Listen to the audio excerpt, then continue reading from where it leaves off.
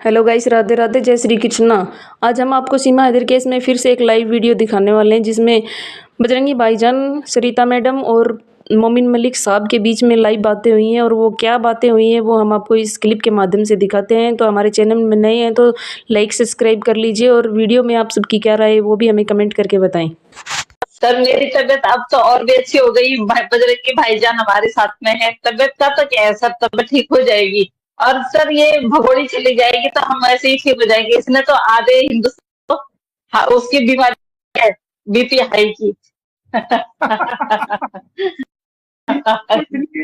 कोई कोई कोई के पास तो बीपी की मशीन लेके जाए तो पता तो चले। असल में अपना अपना बीपी, उसके तो हार्ट बीट ही नहीं चलती सर, इतना तो हमें पता है। इसके तो हार्ट बीट ही नहीं चलती है आप हमसे। मुझे पता चला, बोल रहा था कोई, खैर मतलब बोलते तो बहुत सारे रहते हैं, कहते लाइव आ रहे हैं आज, क्या खाना खाएगी भी कि नहीं खाएगी पता नहीं। मोमिन सर कौन सी बता रहे होंगे। कुछ भी नहीं है, वो तो बेवकूफी। अरे भाई सुन, तेरा तलाक हुआ नहीं, तू सचिन के साथ रहना चाहती है तो इस एपी सिंह तो तुझे तबाह और बर्बाद कर देगा। तू सचिन के साथ रहना मेरे को बता दे, ठीक है। गुलाम हैदर के जो बच्चे वो गुलाम हैदर को दे दे अपने यहाँ। तू तेरी मैं, अगर तू कहेगी 4 बच्चे मैं जो को 4 बच्चे दिलवा देंगे, तेरा बैठा करके अगर तलाक नहीं हुआ यहाँ बैठ के लीगल तलाक करवा देंगे। तू फिर इनके साथ है, पैचअप करा देंगे बैठ के उसके बच्चे। तू भारत में रह, तुझे भारत की नागरिकता दिला दूंगा अगर तू के भाई मैं भारत में रहना चाहती हूँ। तो तू 4 जो बच्चे गुलाम हैदर के उससे माफी मांग, अपनी पूरी दुनिया के लोगों से मांग, और पूरी दुनिया के जो इंसानियत के लोग हैं उन फील करके जी मैंने गलती की और मैं माफी मांगती हूँ और गुलाम हैदर को सौंपना चाहती हूँ। इंसानियत के बच्चे उसको सौंप दे, फिर गुलाम हैदर से तलाक भी करा दूंगा और तेरी शादी सचिन से करा दूंगा। अभी तक तो है सब। और तू भारत में रहना चाहती है तो मोमिन मलिक एपी सिंह दिलाए ना दिलाए, मोमिन मलिक तुझे कराएगा, सारे केस वापिस करेगा, तुझे केस से बरी कराएगा। तू भारत में रहना चाहती है, मोमिन मलिक तुझे भारत की नागरिकता मोमिन मलिक लेके देगा, लेकिन उसके लिए तुझे पूरी दुनिया के लोगों से अपने गुनाहों को कबूल करना पड़ेगा, माफी मांगनी पड़ेगी और उसके गुलाम हैदर के बच्चों को हाथ जोड़ के गुलाम पैर पकड़ के माफी मांगनी पड़ेगी, बच्चों को उसको सौंपना पड़ेगा। जो चाहिए मैं करा के दूंगा।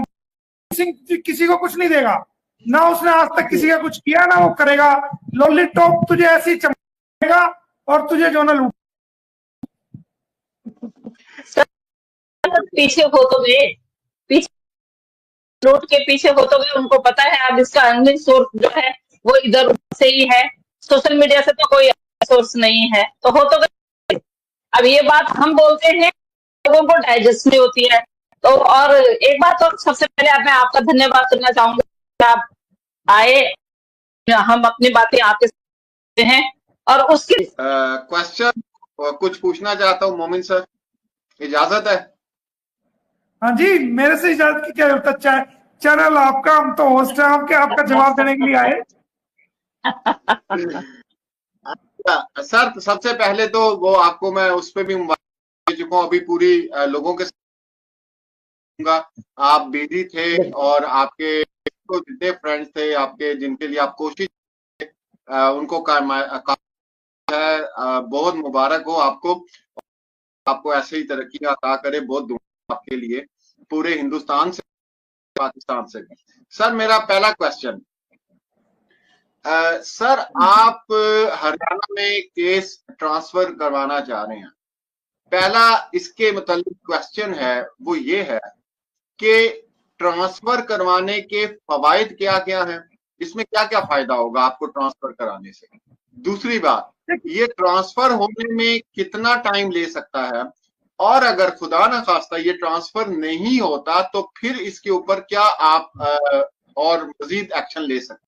ये क्वेश्चन है ट्रांसफर के हवाले से। देखिए, ट्रांसफर के बारे में क्या होता है कि सबसे पहले ऐसा नहीं है कि हम डायरेक्ट कोर्ट पहुंच जाएं, डायरेक्ट हाई कोर्ट पहुंच जाएं, डायरेक्ट सुप्रीम कोर्ट पहुंच जाएं, ऐसा नहीं होता। बल्कि सबसे पहले जो इन्वेस्ट एजेंसीज हैं, जो ऑफिसर्स हैं, उनको बाकायदा आपको जो है वो खत देना पड़ता है कि जी ये केस चल रहा है और जो जो आपकी उसके अंदर मांग है वो देनी पड़ती है। तो मैंने बहुत टाइम पहले उत्तर प्रदेश की पुलिस को लिख के दिया था कि भाई ये जो केस हुआ है, अगर सीमा हैदर ये पकड़ी गई है तो इसमें इतना टाइम हो चुका है और ये पब्लिक का केस बन चुका है, इसमें पब्लिक का इंटरेस्ट बन चुका है, तो आप इस केस को जल्दी से जल्दी अपनी इन्वेस्टिगेशन कंप्लीट करके इसको फॉरेन कोर्ट में भेजें ताकि इसका ट्रायल चल सके और हम इसको सजा दिला सकें जितनी जल्दी से जल्दी। तो वो मैं बहुत टाइम पहले जब मैं वकील अपॉइंट हुआ था उसी टाइम मैंने ये सब भेज दिया था। अब मैं दूसरा जो मैंने काम तैयार किया है वो ये किया है कि मैं इस मामले में जो उत्तर प्रदेश के हायर अथॉरिटीज है, एडमिनिस्ट्रेटर जो पुलिस डिपार्टमेंट है या गवर्नमेंट ऑफ उत्तर प्रदेश है, उनको प्लस जो गवर्नमेंट ऑफ हरियाणा है और जो गवर्नमेंट ऑफ ये पुलिस ऑफ हरियाणा है, उनके जो चीफ ऑफिसर्स है, इन चारों लोगों को मैं कल या परसों तक जो है वो रिप्रेजेंटेशन एक दे दूंगा कि इतना टाइम पहले ये यहाँ से हरियाणा से पकड़ी गई थी और पकड़े जाने के बाद मामला जो दर्ज हुआ वो यूपी में हुआ, जो कि कानून की लैंग्वेज में गलत दर्ज हुआ। वो मामला हरियाणा में ही दर्ज होना चाहिए था, या तो पहले से मामला कोई दर्ज होता ही उत्तर प्रदेश के अंदर तो अरेस्ट उसकी कहीं से भी हो सकती थी, उसमें फिर वो मामला उत्तर प्रदेश में ही चलना था। लेकिन इसमें उल्टा काम हुआ है, इसके अंदर अरेस्ट हरियाणा से हुई है और 3 तारीख 7वां महीना 2023 को अरेस्ट हुई है हरियाणा से, और जो अरेस्ट करने के बाद एफआईआर हुई है, इसमें अजीब तरह का मामला है कि पहले एफआईआर दर्ज होनी चाहिए थी, उसके बाद जो है ना वो अरेस्ट कहीं से भी हो जाती, लेकिन पकड़ी गई है हरियाणा से और एफआईआर दर्ज हुई है उत्तर प्रदेश के अंदर। ये कानून की नजर में गलत किया गया है और जिसको हमारा मजबूत पक्ष है, अगर ये हरियाणा से पकड़ी गई थी और पहले से कोई एफआईआर नहीं थी तो हरियाणा के अंदर ही ये एफआईआर दर्ज होनी चाहिए थी। ऊपर से इतना सारा डिले हो रहा है, तो उस मामले को हम दोनों उत्तर प्रदेश सरकार को, वहां के हायर अथॉरिटीज को, हरियाणा सरकार को, वहां की हायर अथॉरिटीज को हम लिखने जा रहे हैं कि ये यहाँ से पकड़ी गई थी, मामला दर्ज यही बनता है और इसमें डिले हो रही है। उत्तर प्रदेश की जो पुलिस है उसमें अभी तक जांच पूरी नहीं कर पाई है, तो आप इस केस को हरियाणा में ट्रांसफर करें जहां ये पकड़ी गई थी, ताकि इस मामले की इन्वेस्टिगेशन जो है वो चेंज हो सके और जल्दी से जल्दी इसके खिलाफ 173(2) की रिपोर्ट, जिसको चार्जशीट बोलते हैं सीआरपीसी के तहत, वो चार्जशीट फाइल हो सके और इसके खिलाफ जो है वो ट्रायल चल सके कोर्ट में और इसको सजा दिलाई जा सके। वो भेजूंगा, उसके अंदर टाइम दिया जाएगा, महीने का या 15 दिन का या 20 दिन का, उसमें बाकायदा टाइम लिखा जाएगा कि इतने दिन के अंदर इसको ट्रांसफर कर दो।